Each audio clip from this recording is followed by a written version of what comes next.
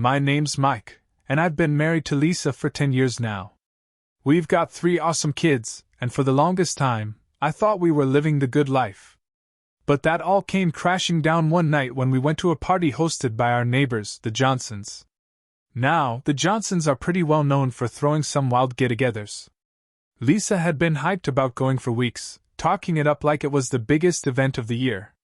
She eventually scored us an invite through a buddy of hers, and honestly, I figured it would be fun. We'd never been to one of their parties before, but I trusted her, so I didn't give it much thought.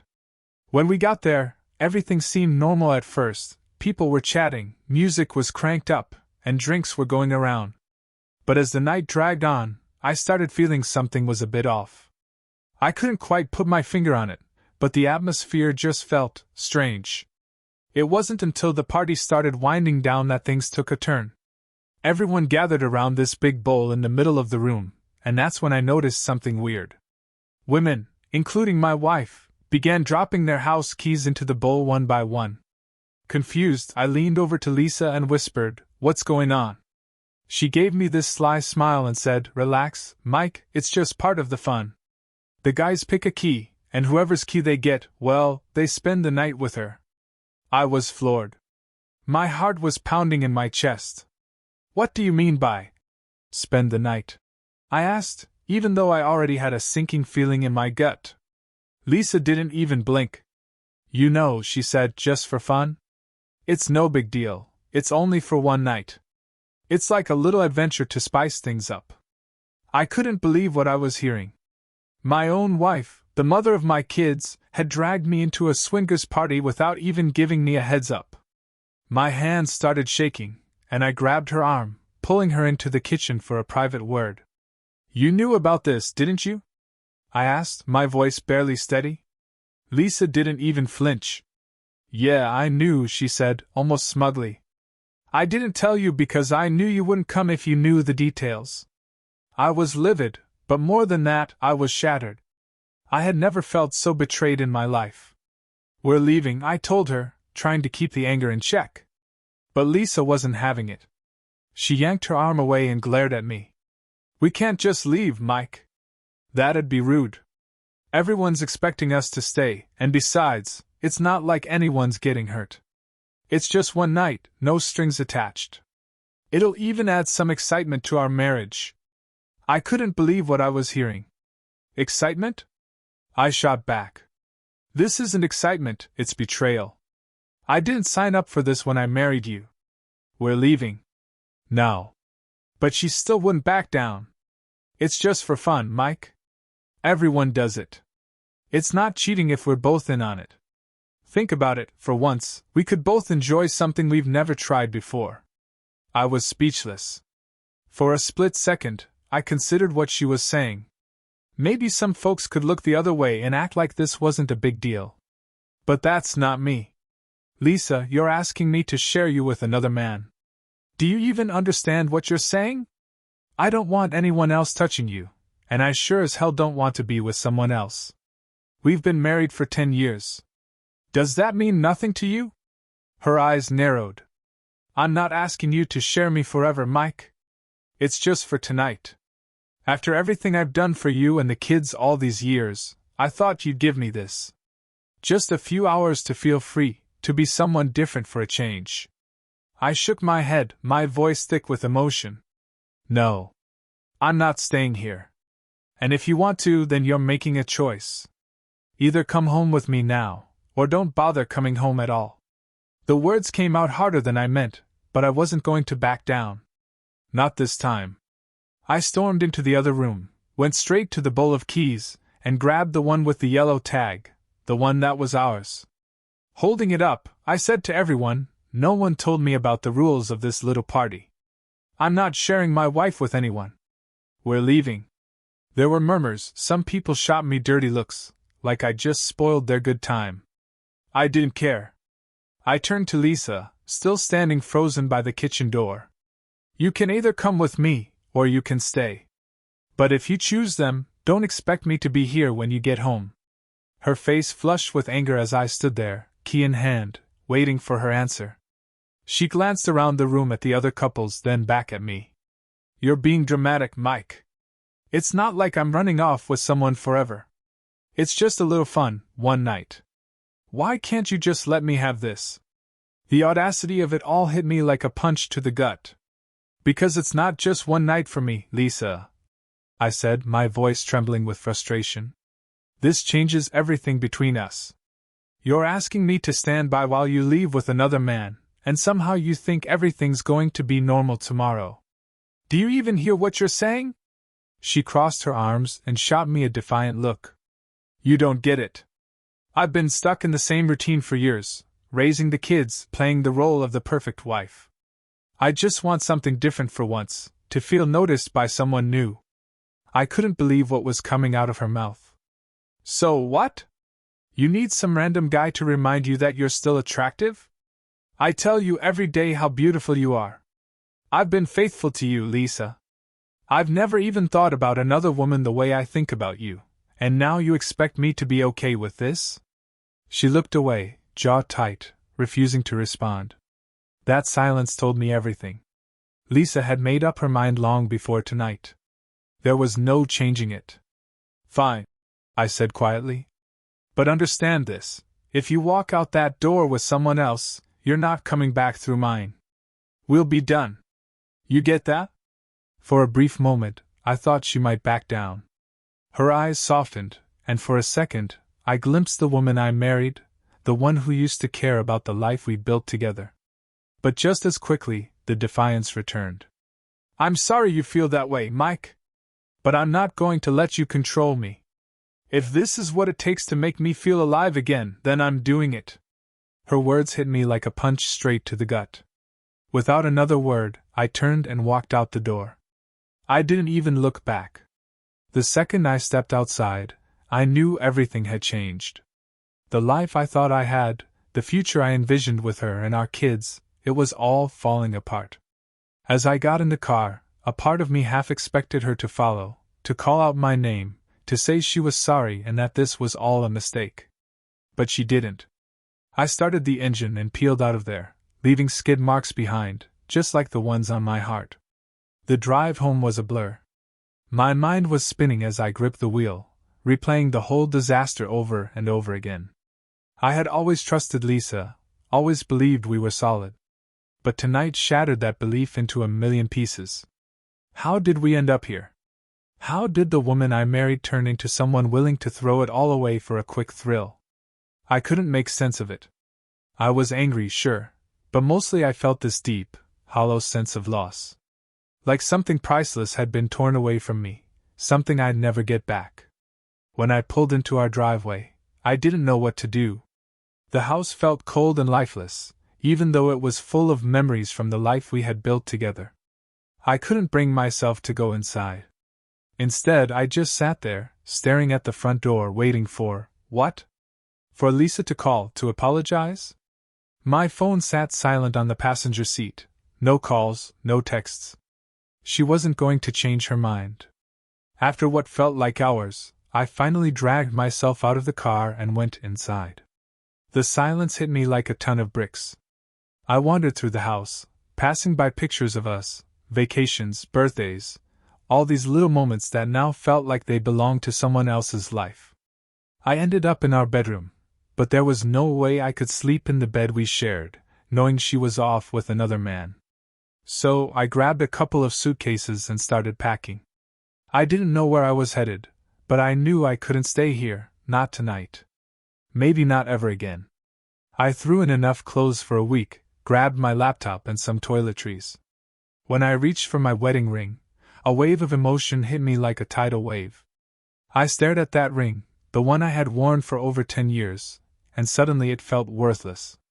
I ripped it off my finger, stormed into the garage, and smashed it with a hammer until it was nothing but a crumpled piece of metal. That was it, the final break. Our marriage was as destroyed as that ring. I loaded my suitcases into the car and took off, not sure where I was headed, but knowing I couldn't stay in that house another second. I found a cheap motel a few towns over, far enough that no one would recognize me. I checked in, picked up a 6-pack of beer from a nearby gas station, and tried drowning out the pain with alcohol and mindless TV. But no amount of booze could numb the ache in my chest. Just as I cracked open my second beer, my phone buzzed. For a split second, my heart jumped. Maybe it was Lisa, maybe she had come to her senses. But when I looked at the screen, it wasn't her. It was some guy named Tom. "Hey, Mike. This is Tom from the party. Lisa gave me your number. Just wanted to say she's having a great time, and if you change your mind, you should come back. There's still plenty of fun to be had, and a lot of other women here who'd love to meet you." I threw my phone across the room, barely holding back the urge to smash it just like I had done to my wedding ring. The audacity. The nerve of that guy, texting me like it was nothing, like it was some kind of joke. My wife was with another man, and they acted like I was the one out of line for not wanting to be part of their sick game. I grabbed another beer, hoping it would drown out the anger, but nothing was helping. The truth was, my life was spiraling out of control, and there was nothing I could do to stop it. The next morning, I woke up with a pounding headache and a mouth full of regret. My phone was on the floor, blinking with notifications. I didn't want to check them, but I knew I had to. There were a few messages from Lisa, and just the thought of hearing her excuses made me sick. Still, I couldn't resist. The first message was almost casual. "Mike, you're overreacting. I don't know why you're making this out to be such a big deal. We'll talk about it when I get home." The second one came an hour later. "You didn't even stick around to see what was happening. You just left, making me look like the bad guy. You need to calm down. It's not like I'm falling in love with anyone else. I'll be home tomorrow, and we'll figure this out. Just don't do anything rash." Then came the third voicemail, left in the middle of the night. She sounded drunk, or maybe she was just high on whatever thrill this adventure had given her. "Mike, I know you're upset, but you'll understand. Greg's a great guy, and this was supposed to be fun. When I get back, everything will be back to normal, I promise." Hearing her talk about Greg, some random guy I didn't know and never wanted to know, made my skin crawl. How had it come to this? She honestly believed we could go back to how things were, like I could just pretend none of this happened, that she hadn't spent the night with another man. Then the final voicemail played, and it nearly broke me. "Mike, I'm staying at Greg's tonight. We're at his place now. He's married too, you know. His wife's off with another guy, and they're all having fun. I just wanted to let you know. This doesn't change anything between us, okay? I love you. You're still my husband, and we'll talk tomorrow. Don't be mad. I'll be home in the morning, and everything will be fine." That was it. The last straw. I couldn't listen to another word. It felt like my heart had been ripped out of my chest, like my whole world had just collapsed.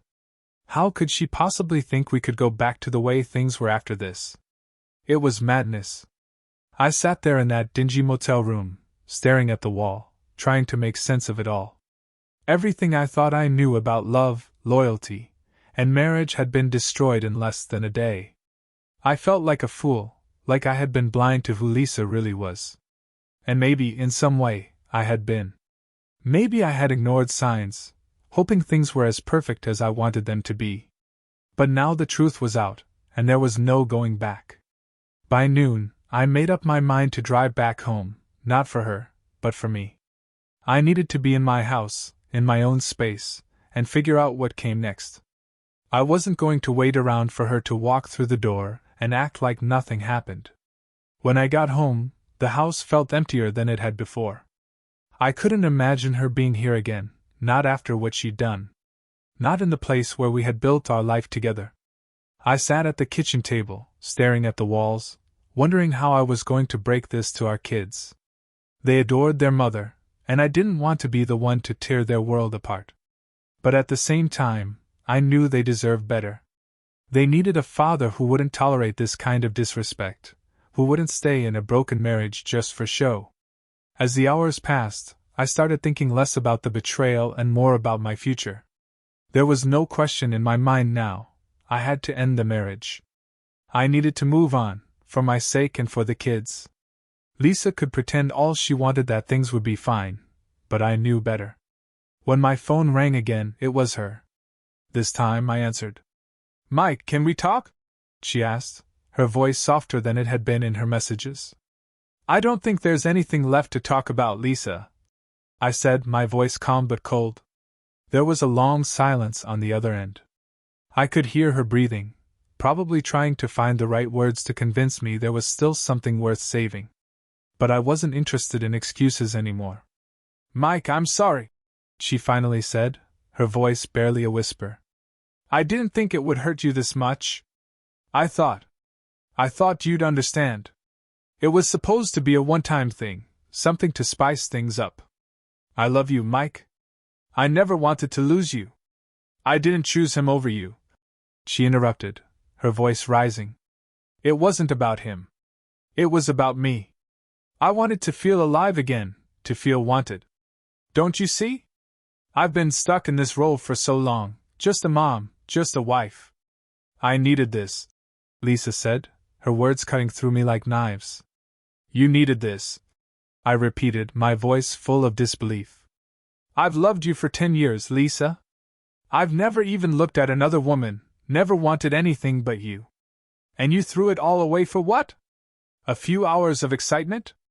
That's what our marriage means to you." She started crying again, but it didn't hit me the way it used to. The sight of her tears once moved me, but not anymore. "Mike, please," she begged. "I didn't mean for it to go this far. I thought we'd try it, and everything would be fine after. I never wanted to hurt you." I sighed deeply, feeling the weight of everything crashing down on me. "Lisa, it's over. We can't go back to the way things were. You crossed a line that can't be uncrossed. You slept with another man and tried to act like it didn't matter. But it does, it matters more than anything." The silence on the other end of the line was deafening, and I could hear her sniffling. Then, in a small voice, she asked, "So that's it? You're leaving me?" "I have to," I said softly but firmly. "I deserve better than this. Our kids deserve better than to see their dad stuck in a marriage where he isn't respected. I've made my decision, Lisa. I'm filing for divorce."